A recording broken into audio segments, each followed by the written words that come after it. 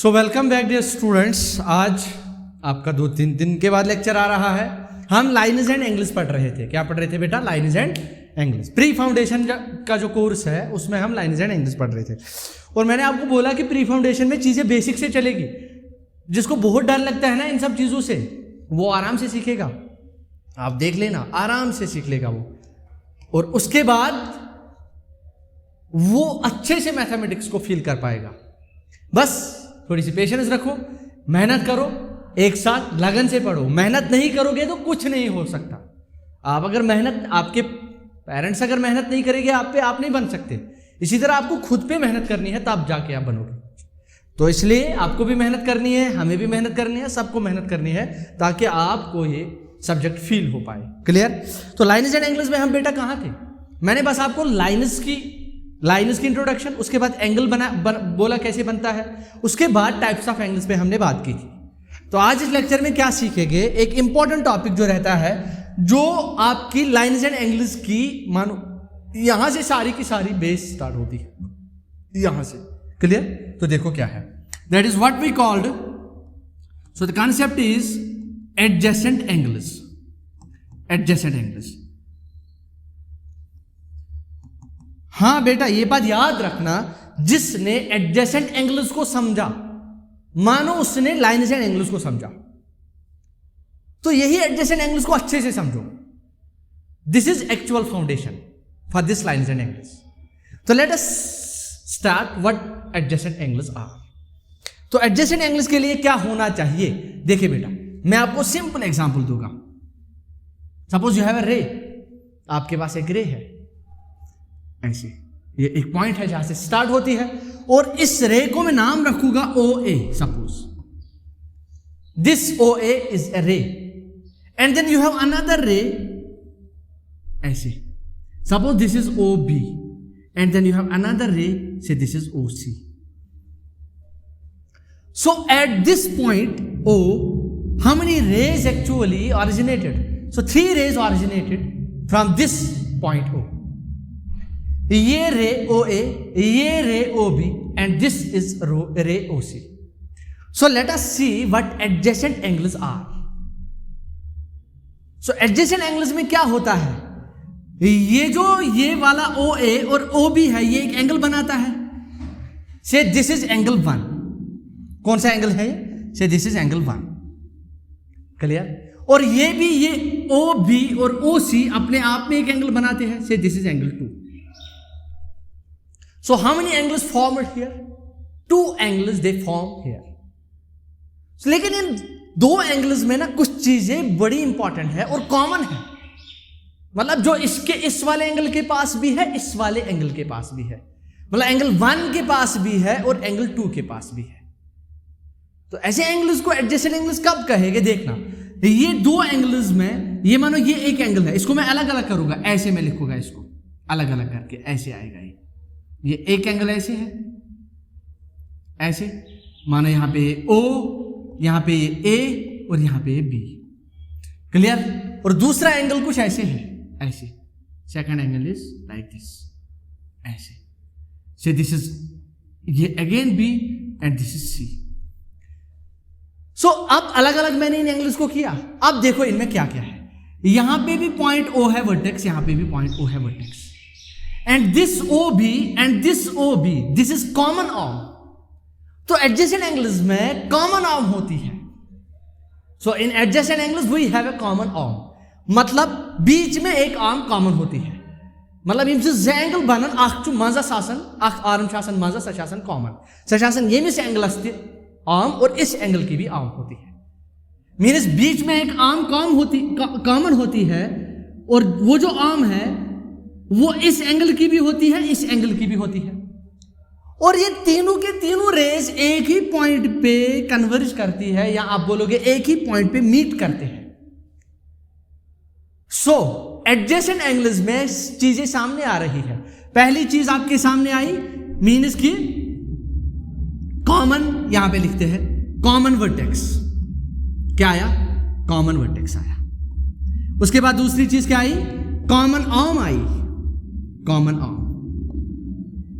सो यहां पे common vertex है, कॉमन आर्म है। अच्छा, ये जो कॉमन आर्म है, इसके बाद ये दो आर्म्स और है, इनको बोलते हैं non common arms. So they are called non common arms. क्या बोलते हैं इनको? नॉन कॉमन आर्म्स इनको बोलते हैं। क्लियर? तो इनको बोलते हैं नॉन कॉमन आर्म्स। ये बात याद रखना अच्छे से। And this is common vertex, this is common arm. तो अच्छे से समझते हैं। तो दैट मीन्स एडजेसेंट एंगल्स की डेफिनेशन पे आते हैं। So two angles, so angle 1 and angle 2, they are said to be adjacent angles if they have a common vertex, they have a common vertex and they have a common arm, they have a common arm. और उनकी जो non common arms है, ये देखो common arm है और non common arm एक side से है और एक दूसरे साइड से है। सो ये जो कॉमन आर्म है, इसके एक साइड में एक नॉन कॉमन आर्म होती है और दूसरे साइड में दूसरी नॉन कॉमन आर्म होती है। तो ये तीसरा पॉइंट आएगा इसमें। This is third point. Third point क्या है कि non common arms lie in either side of the common arm, of the common arm. अब आप बोलोगे सर इतना क्यों कर रहे हो, ये तो आसान था। चलिए नेक्स्ट पेज पे जाते हैं, आपको मैं फिर से समझाऊंगा। तो देखो बेटा, अगर आपको बोलना होगा बताइए क्या होता है common arms, common arms, non common arms और एडजेसेंट एंगल्स क्या होते हैं, तो आपको ऐसे रे स्टार्ट करनी है, दूसरी रे ऐसे, तीसरी रे ऐसे। अब ये एंगल 1 बना, ये एंगल 2 बना। So this angle 1 and angle 2 they are adjacent angles. Why? Because they have a common arm. तो इसको नाम रखो OA, इसको रखो B, इसको रखो C। So which is common arm? So common arm is OB। Which is common vertex? Common vertex is O। So angle 1 and angle 2 are adjacent angles because they have a common vertex, they have a common arm, and the non-common arms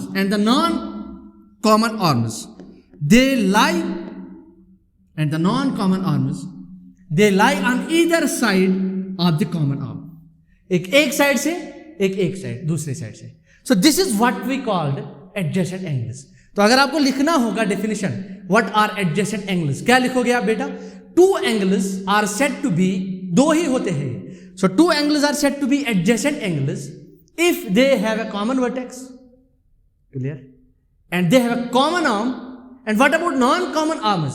they lie on either side of the common arm, कि वो common arm के एक side से होता है, दूसरा दूसरे side से होता है। So this is what we called adjacent angles. अब ये एडजेसेंट एंगल्स के बाद क्या सीखने वाले हैं हम? तो चलिए आगे पढ़ते हैं। आपको मैं एडजेसेंट एंगल्स के बाद कुछ समझाऊंगा। मानो ये एक रे है, से दिस इज OA, क्लियर, से this is another ray, say this रे is OB, clear, and this another रे इज OC। याद रखना अच्छे से। तो अगर मैं इस OC को ऐसे लाऊं नीचे की ओर, एक टाइम पे ये ऐसे बनेगी, ऐसे ऐसे। सोचे दिस इज OC, और तब ये कैसा आएगा? तब ये ऐसा दिखेगा। आप अच्छे से बात को समझना, तब ये ऐसा दिखेगा। तो मानो आपके पास OA है, so this is OA, so this is O, this is A, clear. And then आपके पास यहां पे होगा OB और ये कुछ ऐसे बनेगा, दिस इज OC। जब ये OA और OB, अच्छा बोलो ये इसका एंगल 1 नाम रखो, इसका एंगल 2 नाम रखो। Are they adjacent angles? Yes sir, they are adjacent angles. Why?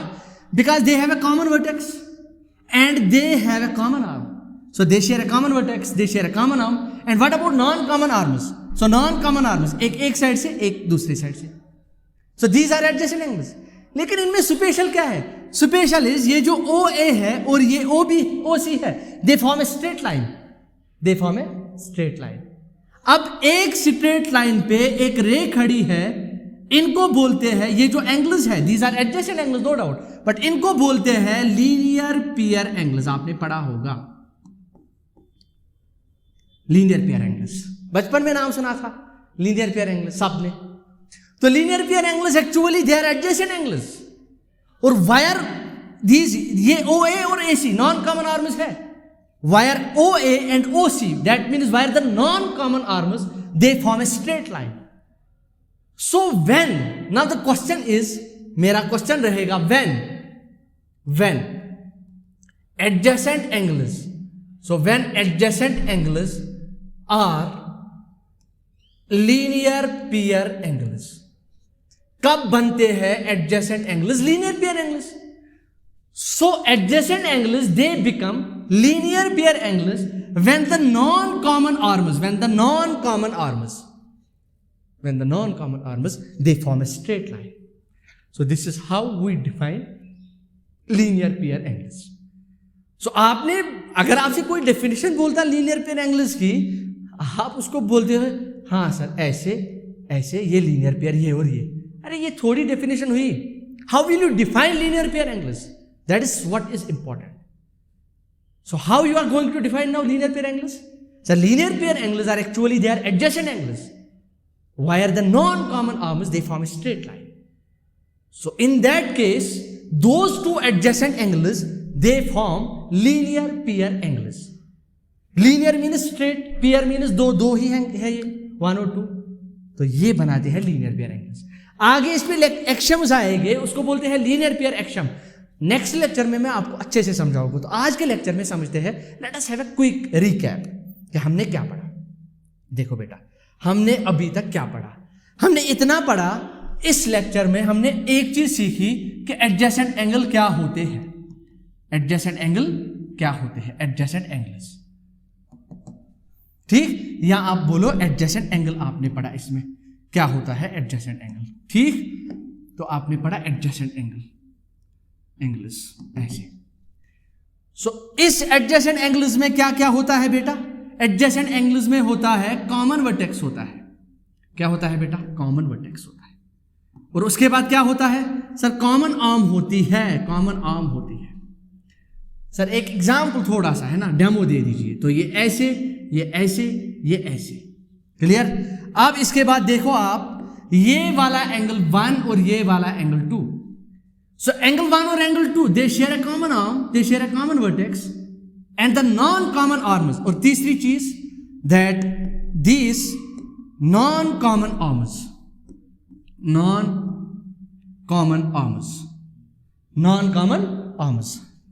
are on the either side. either होता है एक साइड से, दूसरी लाइन दूसरी साइड से. are on the either side of the common arm.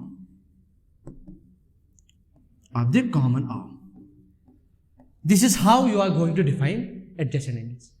और इस adjacent angle से आपने सीखा, अगर ये लाइन खींचते खींचते ऐसे आ गई, अगर ये ऐसे आ गई, खींचते खींचते ये ऐसे आ गई, ये लाइन, ये रे. सो ये नॉन कॉमन आर्म्स जो है, if they form a straight line, then these adjacent angles they form linear pair angles. तो this is how you define linear pair angles. बाद में आते हैं लीनियर पेयर एंगल होता है कि सर आप एक काम करो, ये आप यहां पे एक लाइन ले लो स्ट्रेट, इसको बीच में कोई पॉइंट यहां पे रख दो, ऐसे कर दो, ये और ये लीनियर पेयर एंगल्स है. अरे ये एडजेसेंट एंगल्स भी है. देखो, they share a common arm, they share a common vertex, and what about non common arms? So one lies on this side, another lies on this side. So this is how you define linear pair angles. I hope कि आप सबको अच्छे से समझ आया होगा linear pair angles. तो कल हम पढ़ेंगे लीनियर पेयर एक्शन क्या होता है, कल बाकी के लेक्चर में देखेंगे. तब तक keep revising, keep supporting, keep sharing, और कमेंट्स में लिखो कि आपको कैसा लगता है. ठीक, जहां पे आपको लगता है कि सर ऐसा ऐसा यहां पे डाउट है, हमें बोलो, ताकि हम आपको वो डाउट क्लियर करें. हम तो इसीलिए बैठे हैं, आपके लिए इतनी ज्यादा मेहनत कर रहे हैं. इसमें हमारा भी, मैंने आपको बार बार मैं आपको बोल रहा हूं कि टीचर एक स्टूडेंट से ज्यादा सीख के जाता है. आप उतना नहीं सीखते हो जितना मैं सीख रहा हूं, जितना एक टीचर सीखता है. तो आप टीचर को ज्यादा सिखाते हो. अगर आप अच्छे बच्चे बनोगे, अच्छे बच्चे इन द सेंस के आप मेहनत करोगे, आपके पास क्वेश्चन होंगे अच्छे, तो टीचर को पढ़ना पड़ेगा, और टीचर को मजा आता है. तो एंगेजिंग क्लासेस बनाओ, चाहे आप ऑफलाइन मोड में हो, ऑनलाइन मोड में हो, अपने टीचर से क्वेश्चन पूछा करो, ताकि आपको क्लास में जो है इंटरेस्ट आए, वो फील आए कि हम पढ़ क्या रहे हैं. तो तब तक बेटा आप बने रहिए, नेक्स्ट लेक्चर में आराम से ऐसे ही चलेगी प्री फाउंडेशन वाली बैच में।